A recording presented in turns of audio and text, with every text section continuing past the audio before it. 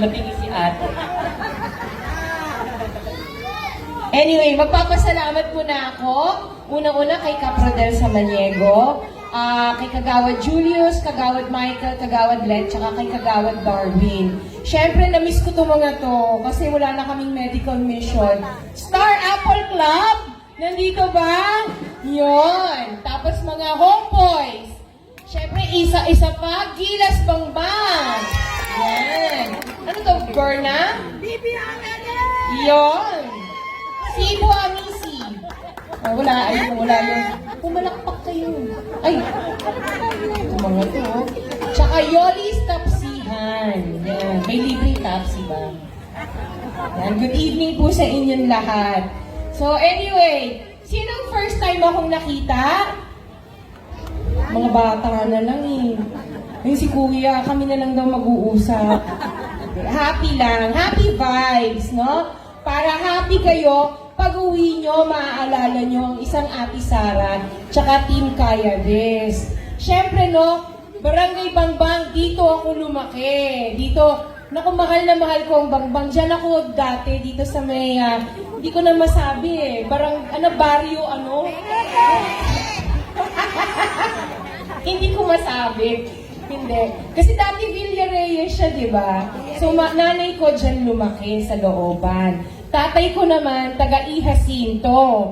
No? So, ihiti mo akong taga-Bangbang. Madami kayong siguro nakakakilala sa daddy ko, kay Kapekto.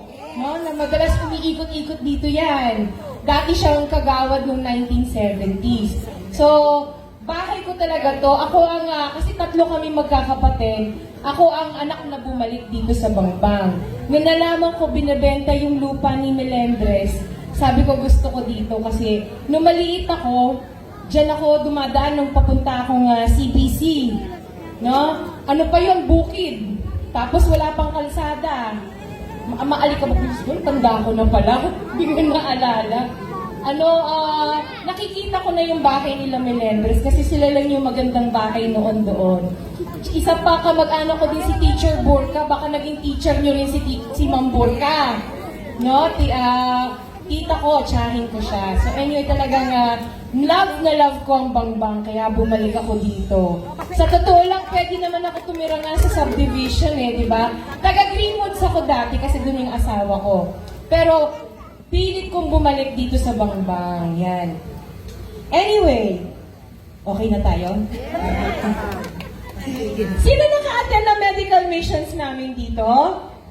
Yan, ang dami. Twice ako nagbaba, ganyan ko kayo kamahal. Pasensya na pala, hindi ako naka-attend ng house to house kanina. No, nandun ako sa kabilang distrito. Pero balita ko, ang sarap daw magmahal ng mga taga-barangay Bangbang. Yan. So yung pag-attend na medical mission namin, may binayaran po ba? Free, no? Na may kasamang libreng haircut, mani-pedi, tsaka masahe, complete package. Pati yung mga fur babies natin, meron injection. Complete package. Pahapyaw lang yon kung anong kayang gawin ng Team Kayades. Pero syempre, long term, ang pangarap ng Team Kayades, isang dekalidad na ospital na ginawa natin 11-story. Bakit kaya 11-story? Kasi may ginawa na rin kaming ospital na 11-story. Di ba ang sabi nakalagay doon, 2 years daw maitatayo daw yung ospital na yan. Kayang-kayang itayo yan in 2 years kasi may nagawa na kami. Kasi, Kayades! No? Yan. Anong mangyayari doon sa dekalidad nating ospital? Kasi gusto malaman niya yung chismis. Isa akong marites, no? Totoo po ba? Pag kayo napunta ng ER, sa PCGH or sa Child's Home, ang sasalubong sa inyo, monoblock na may nakaswero. Totoo po ba yun? Ha? Totoo nangyayari? Ano po? Nay. Isang buko doon. Di ba, nagkwento pa si nanay na yun? Nay, naka-vlog. No bashing! Di ba, yung katotohanan. Ito yung mga tunay na issues na nangyayari. So nakakalungkot na may mabalitaan tayong ganyan.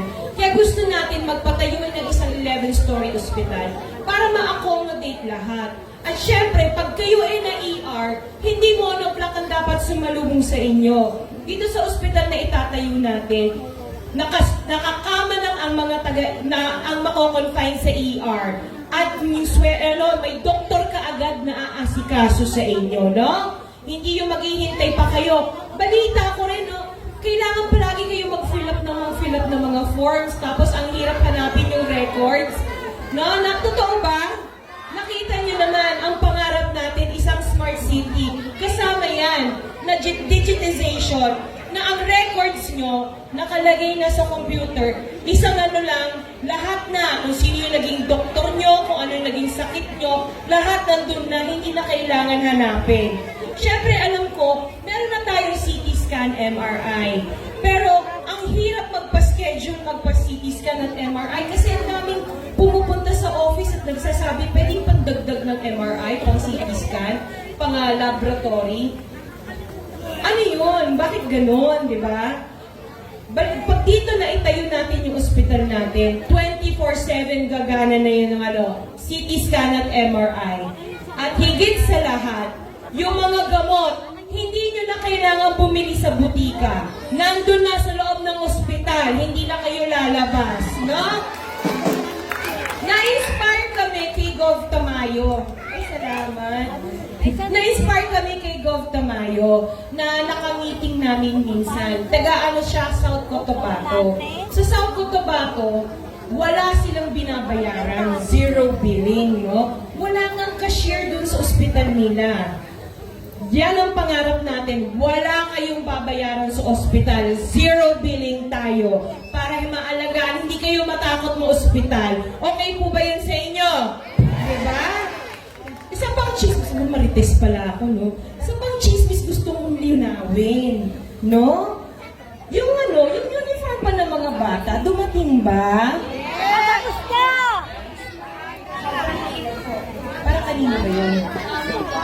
Ay, tama na. Gano'ng kaliit para sa maliit mong kapatid? Hay! Hangin! Crop top na siya. Baka bagong style daw ng uniform yun. Oo, so late na siya dumating, no? Hindi pa tama. Siyempre nakakalungkot yun kasi bilang isang ina na may 4 akong anak, di ba gusto natin bago pumasok ang mga anak natin, kompleto na sa uniform, kompleto na sa gamit, hanggang sa sapatos, kompleto na yan, di ba? Minsan napipilitan tayong manghiram, mangutang, o kaya yung ATM natin, isasanla natin, o di kaya magpa 5-6 tayo, para mapili lang natin yung mga gamit ng mga anak natin, no? Di ba ang hirap ng ganon? Kung kami papalarin ng Team Kaya This, kasi alam natin kung ano yung mga priorities.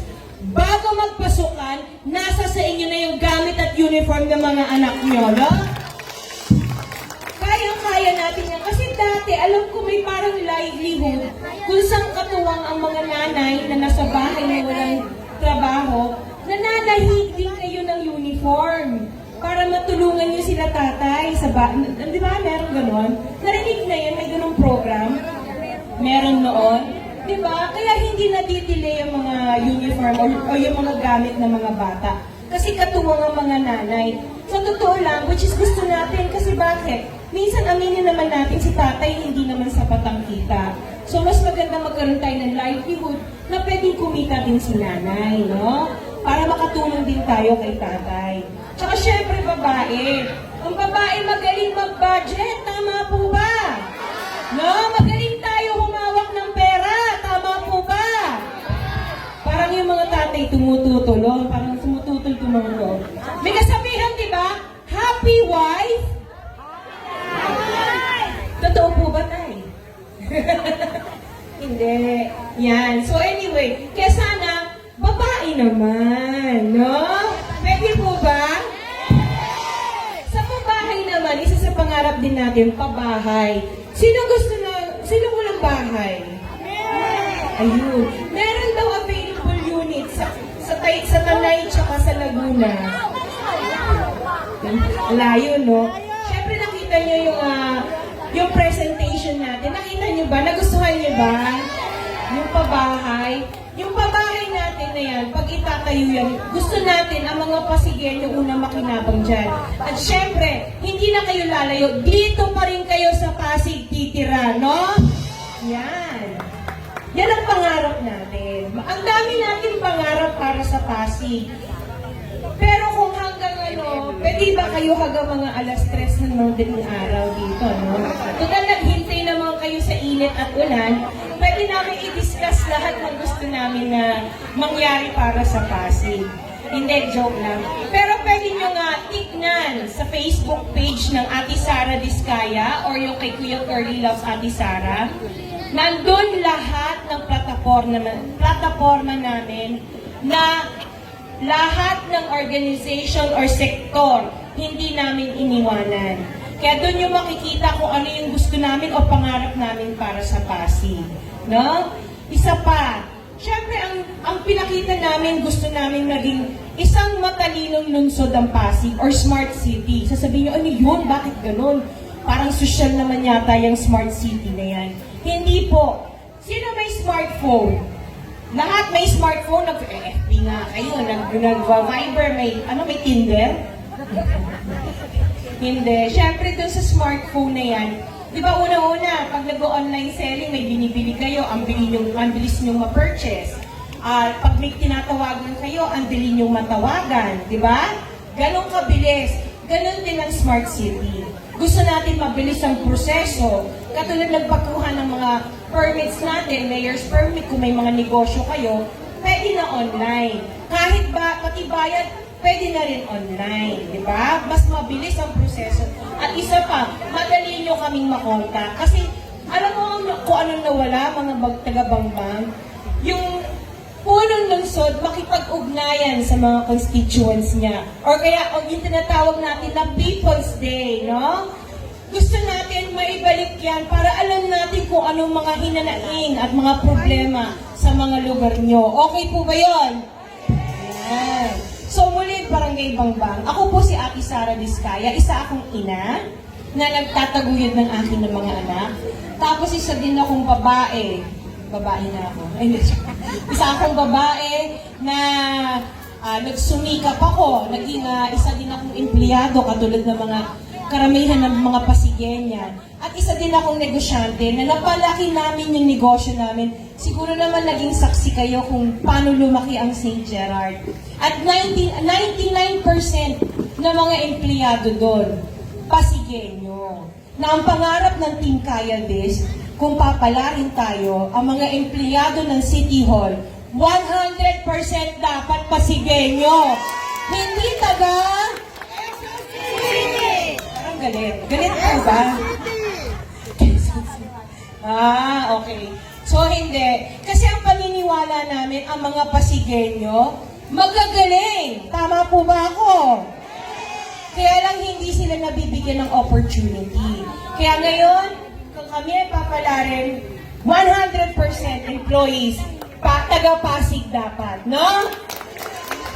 Kaya lang lahat, nagustuhan mo yung presentation namin, lahat ng pangarap namin para sa Pasig. Ang ganda, di ba? Kaya lang hindi siya magiging katotohanan. Bakit?